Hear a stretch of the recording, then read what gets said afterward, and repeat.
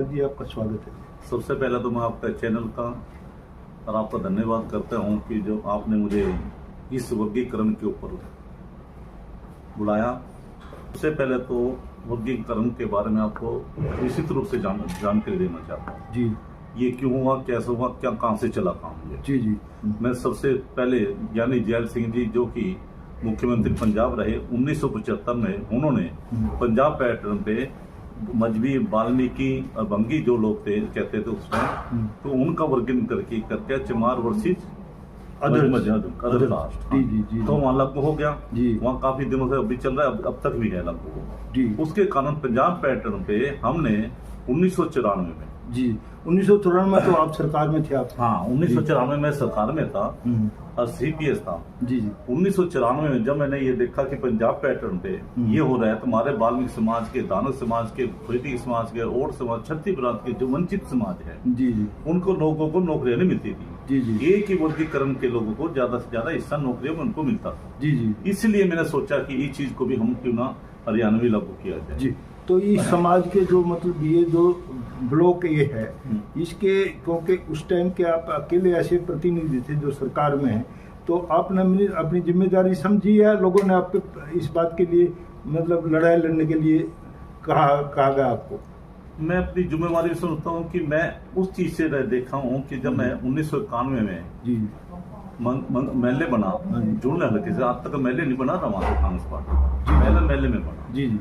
शायद मैं इसी उम्मीद के साथ लगा कि मैं अपने, जब भी मेरे बच्चे पढ़े लिख कर सड़कों पे धक्के खाते थे, मुझे मैं देखता था उनको। हाँ, क्योंकि बहुत होगी थी। हाँ, बहुत होगी थी। उन लोगों को देखता था मैं कि जो सड़कों पे पढ़ा लिखे के बच्चे, सड़कों पे ना नौकरी लगाने वाला, कोई सुनने वाला, ना करने वाला। जी जी। तो 91 जब मैं 96 तक रहा तो उसमें बड़ी अड़चन आती रही। जहाँ जहाँ मेरे मिलती रहे, मैंने पटवारी भी लगाए, उसमें सरकारी वकील भी लगाए, अपने एससी जो पीडब्ल्यूडी में लगे, आज रिटायर हुए कई अफसर, तो उनको भी मैंने नौकरी पे दिया। मैंने पटवारी भी लगाए, पुलिस में भर्ती भी कराई। तो 94 में जब लागू हुआ तो ये आपको मशक्कत करनी पड़ी या चीफ मिनिस्टर ने ये मान लिया? ये मकसद इस बात से करनी पड़ी साथियों, जो लोग SC की आवाज उठा रहे थे जी, और उनमें शायद संतोष सारवन जी थे, ML सारवन जी थे, चरण सिंह जी थे जो हमारे पद यात्रा करके चले थे। हाँ, वो तो इसी ब्लॉक के लोग थे। ये ब्लॉक के लोग थे। ये लोग जब चल रहे थे तो मैं भी उनके साथ हरियाणा वाल्मीकि महासभा का प्रधान होने के नाते मैं भी हर जान जाता था, ये भी आवाज मैं उठाता रहता था। ठीक है। उठाने का मतलब ये है कि 1994 में जब ये सारे लोग एकजुट होकर हम काम करने लगे, तो 1994 में मैंने सोचा क्यों ना भगवान वाल्मीकि जयंती पर इस काम को किया जाए। यानी उससे पहले भगवान वाल्मीकि जी की जयंती रूल रेगुलर मनाई जाती थी? नहीं, उससे पहले कोई भी में से पहले जो मंत्री रहा हो, चाहे MLA रहा हो, किसी ने भी, चाहे कोई भी बड़ा नेता हो, सीनियर लीडर हो, जी 94 से पहले कोई भी मुख्यमंत्री लेके नहीं आया। जो मैं अकेला आदमी इंसान हूँ जो 1994 में चौधरी भजनलाल जी मुख्यमंत्री को लेकर आया, तो इसलिए मैं लेकर आया। तो रामदास कुमार जी 91 में जब आप MLA बने, टिकट मिली, उस टाइम जो रिजर्वेशन का मामला था, कितने ए ब्लॉक के और लोगों को टिकट? मैं कहता था ए ब्लॉक के लोगों को बहुत कम टिकटें मिलती हैं जी। अगर रात की बात करूँ तो भी मैं उस पॉइंट पे बाद में आऊंगा। ठीक है। मैं ये 94 की बात जो बताना चाहता हूँ कि एयर मुद्दे पर, वर्गीकरण के मुद्दे पर कैसे कैसे मेरे उस टाइम तो आप अखिल भारतीय सफाई कर्मचारी यूनियन की क्या जो भी संगठन था उसके प्रदेश के अध्यक्ष भी थे, जैसा मुझे याद है। मैं सरदार भुट्टा सिंह जी ने मुझे अखिल भारतीय सफाई मजदूर कांग्रेस अध्यक्ष चुना। इसके नाते मैं हरियाणा में डोर टू डोर, गांव जाकर अपने प्रचार करता था, समाज के सामाजिक कर्मचारी को पढ़ाने के, बच्चों को पढ़ाओ। आपको मौका मिला था? हाँ, मौका मिला। तो 1994 में जब मुझे ये मौका मिला जी, और मुझे बहुत अड़चन आई इसमें जी ये भी करवाने। अच्छा, क्यों ये भी कराने में लोग जब कहते हैं कि हम आवाज उठा रहे हैं, सारे अमर सिंह दाना भी कहता था कि मैं प्रधानमंत्री का लेटर दिखाते तो मुझे कि जवाहरलाल पर मैंने लेटर लिखा। संतोष सारवन जी कहते मैं ये भी का मुद्दा उठा रहे, उसका अग्रवाल भी कहता ये भी का मुद्दा उठा रहे हैं। तो वो भी नेता जो लोग वो सबके लिए सभी लोग वो टारगेट बना, चरण सिंह भी कहते उठा रहे, उनकी आवाज उठा रहे थे, वाकई उठा रहे थे, मैं मानता हूँ उनको। पर साथियों जब 1994 में जब मैंने भजनलाल जी मुख्यमंत्री का टाइम लिया यहाँ पर करनाल में, तो मेरा वो भविष्य का दिन मुझे याद है, मेरे साथ क्या क्या अड़चन आई, कैसे कैसे मैं बना, कैसे किस अड़चनों से मैं निकला। जी जी, ये भी क्यों करूँ, वंचित लोगों को समाज में मतलब वही लोग जो आपके सहयोगी हो सकते हैं, उन्होंने टांग खींची शुरू कर दी। मैं इसलिए कहता हूँ टांग क्या क्या खींची, उन्होंने ऐसा हालत कर दी थी मेरी कि कहीं का नहीं छोड़ रहा। जी जी, कि अखिल भारतीय सवाई मजदूर कांग्रेस के नीचे मैं बैनर नीचे प्रोग्राम करना चाह रहा था, सरदार भुट्टा सिंह जी वो भी आए, वो भी आए, अच्छा लगेगा। तो उनके अध्यक्ष में काम करना चाहता, ना कि मैं अपनी अध्यक्ष रखना चाहता। ठीक है, उसमें ये था कि ये आएंगे तो मैं और हौसला मुझे भजनलाल जी के नाते और बात कहने का मौका मिल जाएगा मुझे। तो उन्होंने सबसे पहले के जो हमारे जो समाज के जो ए ब्लॉक की आवाज उठा रहे थे, जो उसमें एमएलए सरवन संतोष सारवान जो बिशलनाथ टांग जी थे, दूसरे लोग थे, सभी लोग जाके 5-7 दिन पहले भुट्टा सिंह पे गए और उनसे कहा कि राजकुमार जी एकदम हो रहा है कि ये अकेला अपना राजनीतिक प्रभाव जमाएगा, इसलिए इनको हटा दो। उन्होंने नेगेटिविटी मेरे बारे में सोची उन्होंने। तो साथ ही उसमें उस टाइम मेरी बहुत मजबूरी हो कि मेरे कम से 1.5-2 लाख पोस्टर ने सरदार भुट्टा सिंह के अखिल भारतीय सवाई मजदूर के कांग्रेस बना के थे, क्योंकि हरियाणा प्रदेश का मैं अध्यक्ष था। तो वो पोस्टर में भी बड़ा नुकसान हुआ, उससे पैसे लगते हैं उनपे। बिल्कुल, उसका नुकसान होने के बाद जब सरदार जी का फोन आया कि सरदार जी बोले मुझे राजकुमार जी तुम काम नहीं कर रहे हो, मैं सरदार जी काम तो बहुत कर, मैं तो आपकी अध्यक्षता कराना चाह रहा कि आप मुझे काम की क्या इससे बढ़कर क्या करूँगा। मतलब आप तो उनको अध्यक्षता करके अपना भी और समाज का भी लाभ फायदा करने की फायदा करना, तो उनका भी नाम होता, मेरा भी नाम होता। तो उन्होंने जब मुझे कहा कि आपको मैं हटा रहा हूँ, मैंने उनका धन्यवाद करा, आप मुझे हटा रहे कोई बात नहीं, भगवान मेरी रक्षा करेगा। तो उसके बाद मैंने जब भगवान वाल्मीकि के नाम पर जब मैं चला 1994 में, तो गांव डोर टू डोर करके आपके सामने एक चुनौती बन गई। मैं इस काम को कैसे करूंगा। ठीक है, कि टाइम तो ले लिया और टाइम को मैं उसको कहूँ नहीं ले सकता, खर्च भी होता है, प्रबंध भी करना। ये आपने जो खर्च की बात हुई, मैं परमात्मा जो कहता था भगवान वाल्मीकि उस पर कहता हूँ कि आज तक मैंने जब मैं 1994 में किसी चंदा तक नहीं, किसी गाड़ी तक के पैसे नहीं, किसी को कुछ पर्चियां तक नहीं काटी। आपने एक मन बना लिया भाई इस काम को करना है। हाँ, ये मैंने मन बना लिया कि मैंने इसको काम को कर रहा है, क्योंकि वंचित समाज है। मैं अपने के पास साधन ही नहीं करूंगी। वंचित समाज है, अगर ये इनको लोगों को मैं नहीं करूंगा तो और कौन करेगा। जी जी, ये मैं अकेला, अगर मैं 12वीं समाज की बात करता तो ये 12वीं समाज को उठा रहा है। मैंने तो उस टाइम है ना जो दानक है, बाजीगर है, सांसी है, ओड है, मजबी सिख है, छत्ती बरादरी के ऐसी जो शेड्यूल्ड कास्ट में आते थे उनको लिया। मतलब उसमें आपने कोई वाल्मीकि स्पेशली फोकस करने की बजाय, क्योंकि सारे समाज की बात थी, उन लोगों की, उन सबको इकट्ठा किया, उसमें आपकी लीडरशिप भी बन के आई होगी जो करके। मैं वो लीडरशिप को नहीं देखा मैंने। मैंने ये देखा मेरे बच्चे कैसे नौकरी लगेंगे। ठीक है जी, मैंने ये देखा कि जो सड़कों पे धक्के खा रहे हैं ये ब्लॉक के लोग, उनके आंकड़े देखो आप। जी जी, मेरे से जो 1994 के पहले आंकड़े थे, और उनको लोगों हमारे ये किया जाता था ये तो पढ़ाई नहीं करते, मतलब जो पढ़ नहीं रहे तो नौकरी कहाँ से मिलेगी। इन लोगों हमारे बारे में यह प्रचार किया गया। तो ऐसी स्थिति थी कि पढ़ते नहीं थे, नहीं पढ़ने को लगाने वाला कोई नहीं था। ठीक है, मौका नहीं मिलेगा था। अब नौकरी में क्या करोगे। क्लास 1 ऑफिसर हमारा एक था बड़ी मुश्किल से जी, उनमें कितने लोग थे आप सोचो। क्लास 2 में 3,000-4,000 में थे, मान के 600 आदमी थे। क्लास 3 में 2,000 में कितने क्या कर लोगे आप। तो जो उस दिन का प्रोग्राम था, क्या स्टेज पे ही मुख्यमंत्री चौधरी भजनलाल ने हाँ कर ली थी? तो मैं ये कहना चाहता हूँ कि भजनलाल जी ने हाँ करी नहीं करी, मैं तो इस चीज को कहता हूँ कि जब मैंने अपने प्रोग्राम लिया, सबसे पहले तो मैं अमर सिंह दानक के पास गया जी, उसके बाद मैं दिलू राम बाजीगर से बात करी, उसके बाद मैंने अपने संतोष सारवन जी से बात करी। मैं बहन जी आप सारे सीनियर आदमी हो, मैं तो एक कल का बच्चा हूँ, आप कम से कम ये हम अपने समाज की बात तो उठा रहे। जब सड़कों पर आप कहते रहे हम उठा रहे हैं, आज मेरी स्टेज पर में क्या देखिए, मेरी स्टेज नहीं है, ये ब्लॉक की स्टेज है। ये भगवान वाल्मीकि की जयंती मना रहा हूँ मैं, इसमें आप उसमें श्रद्धा के सुमन के साथ आप अर्पित आ जाओ वहां पर। उनमें से एक भी आदमी नहीं आया मेरे, इनमें से एक भी, और उन्होंने बल्कि विरोध करा कि राजकुमार तो अपना राजनीति चमकाने के लिए काम कर रहे हैं। तो मैं तो चीफ पार्लियामेंट सकता, जब रिटायर, जब मैं एमएलए से हटा, जब चीफ पार्लियामेंट रहा, मैंने कोई प्रमोशन ली कुछ ली। तो उसके बाद जब ये हो गया 1994 में, मैंने दुख के साथ कहना चाहता है कि 14 कैबिनेट मंत्री बी ब्लॉक के, उसमें थे शकुंतला भगवाड़िया भी थे, करतारी देवी थे, फूलचंद मौलाना जी था, चंद्रा शेर सिंह जी भजनलाल जी के राइट हैंड माने जाते थे। तो उनके राइट हैंड माने जाते थे। तो ऐसे ऐसे बड़े से इनके लोगों को थे, बड़ा अफसर भी इनके थे, डीजीपी लक्ष्मण सिंह। तो उन लोगों का इतना प्रभाव था भजनलाल जी के पास, ये पूछो ना कैसे होगा ये काम। तो इस परिस्थिति में तो भजनलाल जी ने अगर ये बात मान ली तो ये बहुत बड़ी बात थी। मैं ये कहता हूँ भजनलाल जी का बहुत दृढ़ दिल है, वो हमारे लोगों के बारे में सोचते थे, और उन्हें सोचने का मतलब यह है कि जब वो काम करा जब मैं ये कहता हूँ अपने यूनिवर्सिटी के लोगों को, बच्चों को, जो बेरोजगारी थे बच्चे, तख्तियां लेकर हजारों की संख्या में ए ब्लॉक जिंदाबाद, ए ब्लॉक जिंदाबाद करते रहे। ये नहीं नारे लगाए राजकुमार बाल्मीकि जिंदाबाद, ए ब्लॉक जिंदाबाद। तो मैं ये कहता हूँ उस टाइम तो हमारे बाल्मीकि समाज के लोग थे, ठीक है जी। उस टाइम तो बाल्मीकि समाज ने कराया ना। अब तो छत्तीस बरादरी के लोग आगे थे, फायदा सबको हुआ। हाँ, फायदा सबको हुआ। उस टाइम तो केवल राजकुमार बाल्मीकि ने करा। ये कोई ये कहते मैंने नहीं कहा, कोई मेरे बारे में कोई एक कसरती बोल दे तो ये कहता है बाल्मीकि होने के नाते मैंने वंचित समाज के लोगों को भला किया।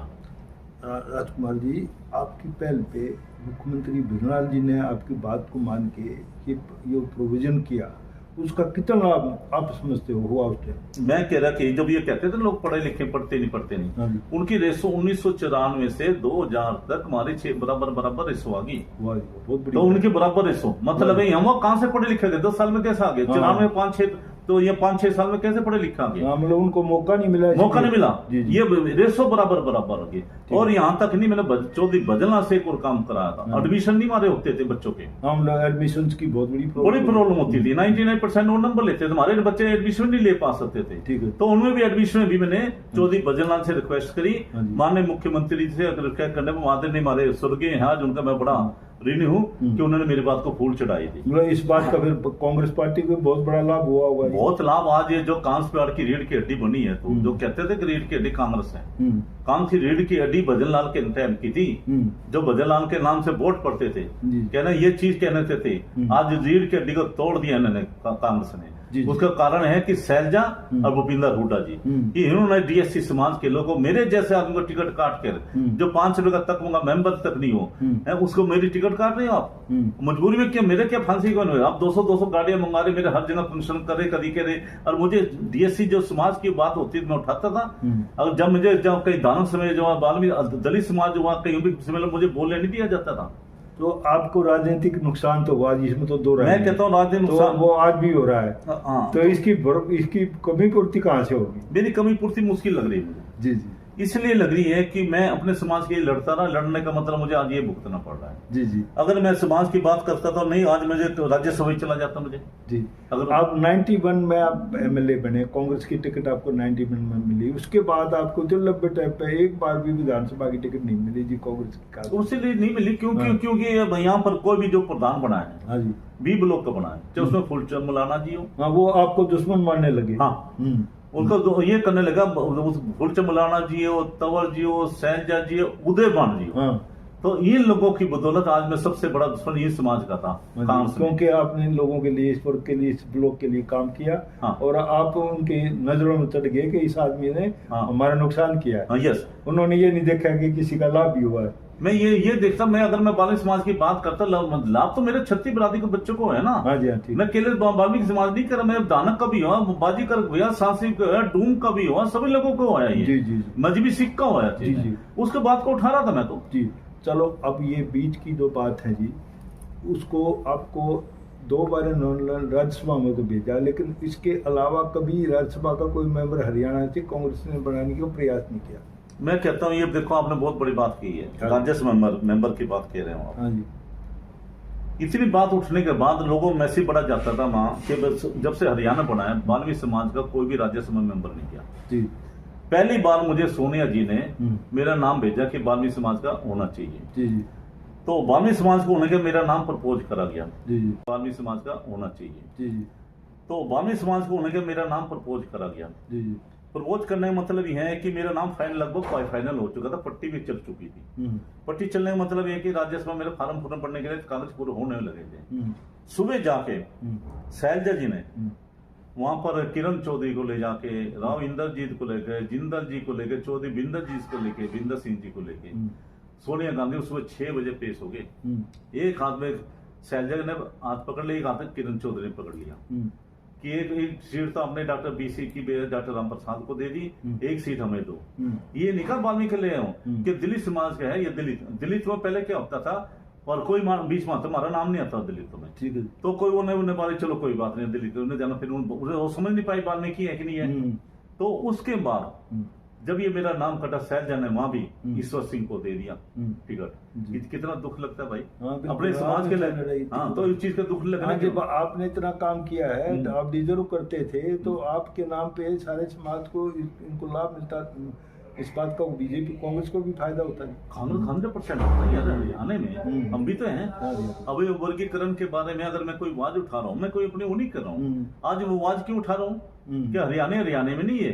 अब धन्यवाद करता हूँ मैं, इसको नेशनल लेके जाऊँ, नेशनल लेके जाऊंगा मैं और नेशनल। और आपको क्योंकि शुरुआत आपसे हुई। हाँ। लड़ाई जो है ना, मान लो प्रोविजन हुआ, स्टेट गवर्नमेंट ने किया, तो आपको क्रेडिट जाता है इस बात का, इसलिए। और उसके अलावा आपने लड़ाई हाई कोर्ट सुप्रीम कोर्ट में लड़ी। सुप्रीम कोर्ट की लड़ाई कैसे जागी? ये आपने जो बहुत अच्छी बात बताई है कि 2005 में हाँ जी हाई कोर्ट का आंध्र का फैसला आ गया कि इसको खत्म की जाए। तो आंध्र फैसला आने के बाद 2005 में अपना ये था, उन्हें स्टे ले लिया था। इसने गजे सिंह मोहाल ने चमार जाति से चमार समिति बना रखी थी उन्होंने। वहां से स्टे मिलने के बाद हमने 2005 में अशोक का गढ़ जो सीनियर जज था हमारा, अशोक अग्रवाल, हाँ जी हाँ जी, वो सीनियर एडवोकेट था, उसको किया हमने और उसको स्टे का थोड़ा हमारी बहाल होगी और 2006 तक ये भी चलती रही। ठीक है। हाँ। तो फिर 2006 में दोबारा सुप्रीम कोर्ट गए। 2006 में उन्होंने स्टे लिया। जी जी। यानी देखो गवर्नमेंट की मारी, हरियाणा गवर्नमेंट की कितनी है। पंजाब में भी ये होया था।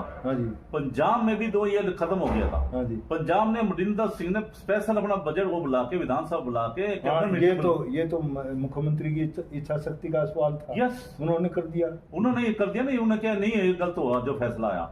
अमरिंदर सिंह का मैं धन्यवाद करता हूँ, उन्होंने कैप्टन जी का, कि उन्होंने एज इट इज रखे, दूसरा कानून बना के अपना लागू करा, इस चीज को वहां पर लागू किया गया।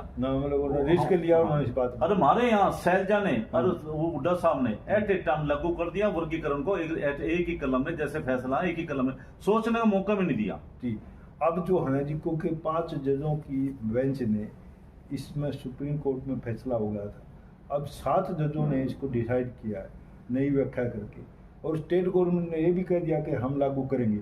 तो कानून बनाने में क्या आपको लगता है कि जल्दी कर देंगे, या उसके लिए भी आपको लड़ाई लड़नी पड़ सकती है? मैं ये कानून की बात इसमें करवा कि जैसे ना, तो आपने पूछा था पहले कि ये वर्गीकरण सुप्रीम कोर्ट में कैसे गया। हाँ जी। जैसे एक तो हमने अशोक अग्रवाल करा, वहां से 2006 तक हमारा एज इट इज चलता रहा। उसके बाद इन्हें फिर मोहाल जी, जो गजे सिंह मोहाल जी, फिर चमार जाति वहां गई सुप्रीम कोर्ट में। जी जी। सुप्रीम कोर्ट में वहां को स्टे लग गया, फिर दोबारा खत्म कर दिया, उनको मिल गया ये लागू नहीं होगा ये। तो जब हमने करा कि हम कैसे करें, फिर हमने ना ये कमेटी बनाई, स्ट्रगल कमेटी, आप शायद प्रेसिडेंट भी थे। शेड्यूल कास्ट ब्लॉक ए स्ट्रगल कमेटी बनी है हरियाणा की। उसमें मेरे ख्याल वो क्या नाम है, एक वो विशी रे, प्रोफेसर विजय काय जी, वो भी थे। तो ये ब्लॉक की हमने मीटिंग बुलाई। मीटिंग करने में संस्था में, जिसका मुझे प्रधान बनाया गया रोहतक में। ठीक है। आश्रम में बनाया गया, दानव आश्रम में उसमें जी। तो उसमें हमारे प्रोफेसर विजय काय जी थे, जो अच्छे पढ़े लिखे इंसान थे। हम दोनों जब टीमें चली हमारी, ओमकांत नानिया, रूपचंद जी, प्यारे लाल जी खटीक बरादरी से, अपने जीले सिंह जी सांसी बरादरी से, रामपाल रुखी जी अपने दानव समाज से, यानी पढ़े लिखे जो सोशल मीडिया थे, उन्होंने सबने मेरा चुनकर एक ये खड़ा कर दिया कि हम इकट्ठे होकर एकजुट कर ये लड़ाई को सुप्रीम कोर्ट तक लेकर जाएंगे। जी जी।